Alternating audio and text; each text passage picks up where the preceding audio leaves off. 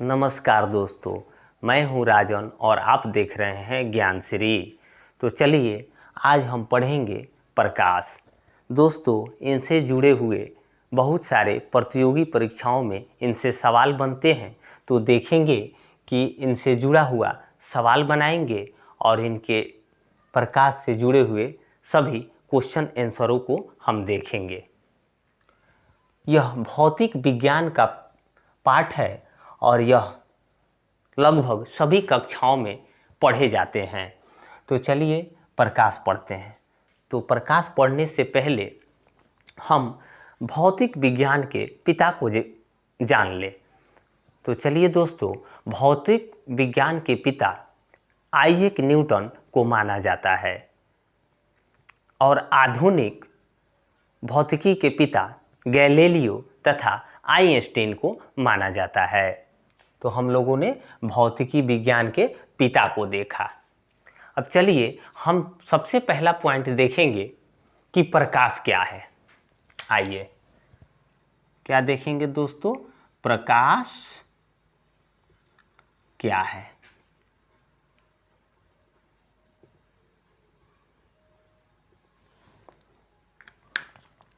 प्रकाश क्या है? प्रकाश एक माध्यम है।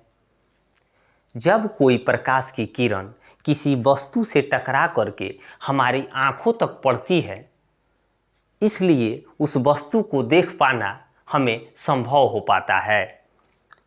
वास्तव में प्रकाश एक ऊर्जा है। प्रकाश एक ऊर्जा है। अगर ये ऊर्जा नहीं रहती तो हम किसी भी वस्तु को नहीं देख पाते। और प्रकाश भौतिक विद्युत चुंबकीय तरंग है। और एक डिफिनेशन और होता है कि प्रकाश सीधी रेखा में गमन करती है। तो आइए दोस्तों, प्रकाश क्या है इनको हम लोगों ने जाना। उसके बाद हम इनके फोटॉन सिद्धांत को समझेंगे। फोटॉन सिद्धांत को समझेंगे और देखेंगे कि प्रकाश कैसे संचरित होती है। तो चलिए दोस्तों, छोटे छोटे कणों से मिल करके यह प्रकाश पुंज बनाते हैं और यह बंडल के रूप में हमें प्रकाश ऊर्जा के रूप में संचरित होते हैं। छोटे छोटे कणों से मिल करके यह प्रकाश पुंज बनाते हैं और प्रकाश ऊर्जा के रूप में संचरित होते हैं। इनमें दोहरी प्रक्रिया होती है। तो चलिए प्रकाश की दोहरी प्रक्रिया को समझते हैं। प्रकाश के क्या है दोस्तों? दोहरी प्रक्रिया। प्रकाश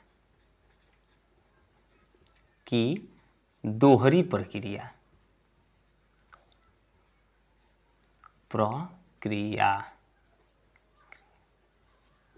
प्रकाश की दोहरी प्रक्रिया को समझते हैं। एक में होता है कण प्रक्रिया और दूसरे में होता है तरंग प्रक्रिया। तो कुछ जगहों पर कण प्रक्रिया का काम करते हैं और कई जगहों पे इसमें तरंग प्रक्रिया काम करते हैं और इन्हें फोटॉन सिद्धांत का नाम दिया गया है। तो चलिए अब चलते हैं, हम पढ़ेंगे प्रकाश की चाल को देखेंगे। क्या देखेंगे दोस्तों? प्रकाश की चाल। दूसरा पॉइंट क्या है? प्रकाश की चाल।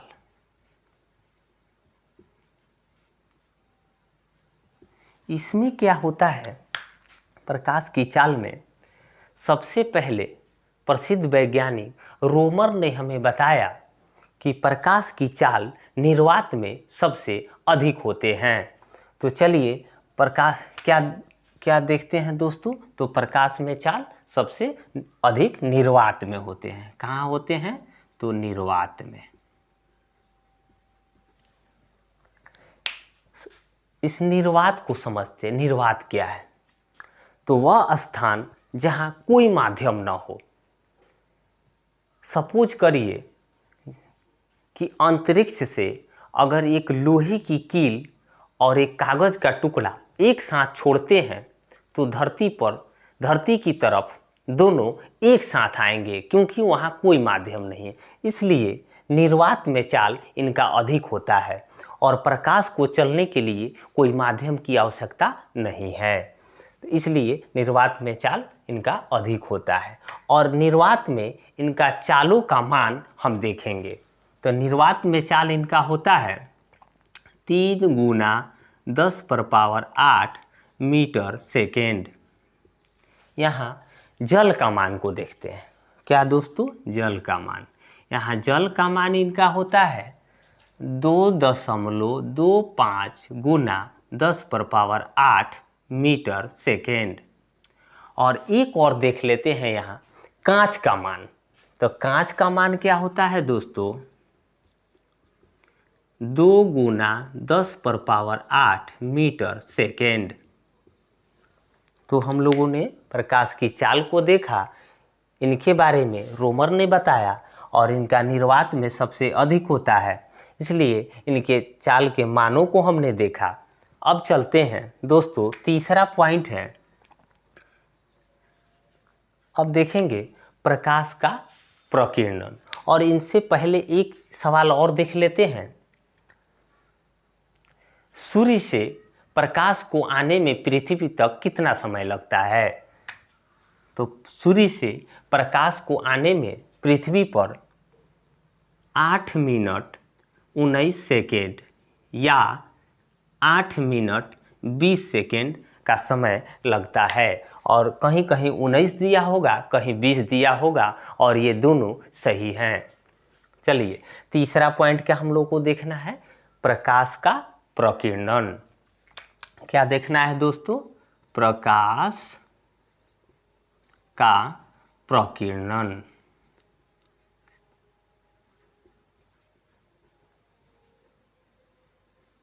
क्या देखना है दोस्तों? प्रकाश का प्रकीर्णन।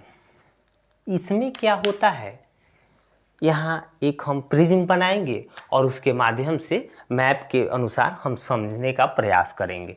तो चलिए दोस्तों, देखते हैं इनका मैप। प्रकाश का प्रकीर्णन समझेंगे। यहाँ एक हम प्रिज्म बनाएंगे और आप जानते हैं और पढ़े होंगे कि श्वेत प्रकाश कई रंगों से मिलकर बने होते हैं। तो जब कोई प्रकाश किसी प्रिज्म से गुजरता है तो वह कई रंगों में विभक्त हो जाता है। अपने मूल रंगों में यह प्रकाश विभक्त हो जाते हैं। अब इनका सभी का मान अलग अलग होता है। जैसे सबसे अधिक तरंग दैर्घ्य या वेवलेंथ सबसे अधिक लाल का होता है, लाल रंग का यानी रेड का, और सबसे कम बैंगनी रंग का होता है। किसका होता है दोस्तों? बैंगनी रंग का। अब यहाँ देखिए दोस्तों, इनका मान, लाल रंग का मान सबसे अधिक होता है और बैंगनी रंग का सबसे कम। इनसे जुड़े हुए सवालों को हम देखेंगे। तो इनसे जुड़े हुए सवाल क्या आते हैं कि हमें आसमान नीला क्यों दिखाई पड़ता है? तो यहाँ देखते हैं कि आसमान नीला क्यों दिखाई पड़ता है। जब दोस्तों प्रकाश जब चलता है तो किसी माध्यम में प्रवेश जब करता है तो अधिक धूल कण गैस माध्यम में जब प्रवेश करने के कारण, अधिक धूल कण गैस होने के कारण यह विचलित होने लगते हैं। तो लाल रंग को छोड़कर बाकी सभी रंगे बिखरने लगते हैं और बिखर करके आकाश में फैल जाते हैं। इस कारण से हमें आकाश नीला दिखाई पड़ता है। और दूसरा सवाल बनता है कि सुबह उगते समय सूर्योदय लाल क्यों दिखाई पड़ता है और डूबते समय सूर्य क्यों हमें लाल दिखाई पड़ता है? तो उसको भी देख लेते हैं। तो सीधी सी बात है कि लाल रंग का तरंगदैर्घ्य अधिक होने के कारण यह कम टूटते हैं और बाकी रंग सभी टूट करके बिखर जाते हैं और लाल रंग नहीं टूटते हैं। इसलिए सुबह और शाम सूर्य हमें लाल दिखाई पड़ते हैं। तो दोस्तों, हम लोगों ने प्रकाश क्या है इसको देखा, उसके बाद प्रकाश की चाल को देखा, उसके बाद प्रकाश का प्रकीर्णन को देखा, सुबह लाल क्यों दिखाई देते हैं सूर्य और हमें आकाश नीला क्यों दिखाई पड़ता है। चलिए दोस्तों आगे चलते हैं। अब हम पढ़ेंगे आगे। चलिए दोस्तों अब आते हैं प्रकाश का परावर्तन को पढ़ेंगे। क्या दोस्तों चौथा पॉइंट है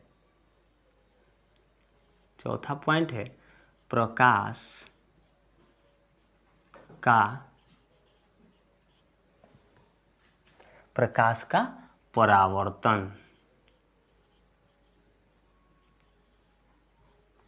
इसमें क्या होता है दोस्तों कि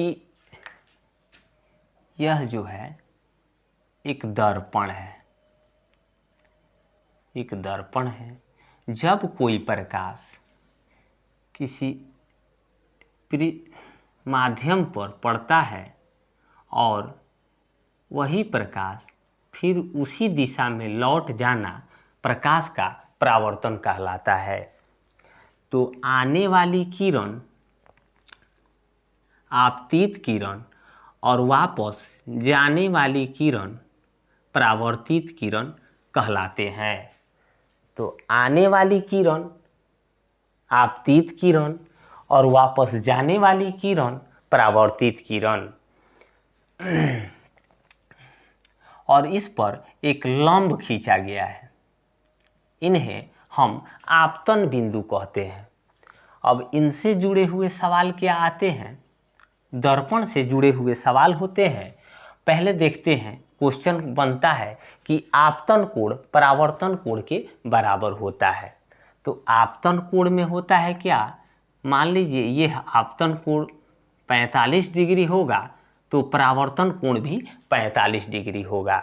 अब देखते हैं, एक क्वेश्चन बनता है कि आपतन कोण परावर्तन कोण आपतन बिंदु सभी एक सीध में होते हैं। आपतन कोण परावर्तन कोण के बराबर तथा आपतन बिंदु सभी एक सीध में होते हैं। और इनसे जुड़े हुए सवाल क्या आते हैं दोस्तों कि जब कोई समतल दर्पण के सामने अगर हम भी चाल से चलते हैं तो दर्पण द्वारा 2v चाल से हमें प्रतिबिंब आता हुआ प्रतीत होगा। और दूसरा क्या है कि जब कोई दर्पण में कोई वस्तु बनने के लिए तो उस वस्तु से दर्पण का आकार कितना बड़ा होना चाहिए। तो यहाँ दोस्तों होगा कि वस्तु को प्रतिबिंब बनने के लिए वस्तु से दर्पण का आकार कम से कम आधा होना चाहिए। कितना होना चाहिए दोस्तों, वस्तु से आधा होना चाहिए कम से कम। चलिए हमने प्रकाश के परावर्तन को देखा, आपतन कोण परावर्तन कोण को देखा और तीनों एक सीध में होते हैं, इनको देखा। अब चलिए चलते हैं प्रकाश के अपवर्तन को देखते हैं। क्या दोस्तों पांचवा पॉइंट, प्रकाश के अपवर्तन। प्रकाश का अपवर्तन।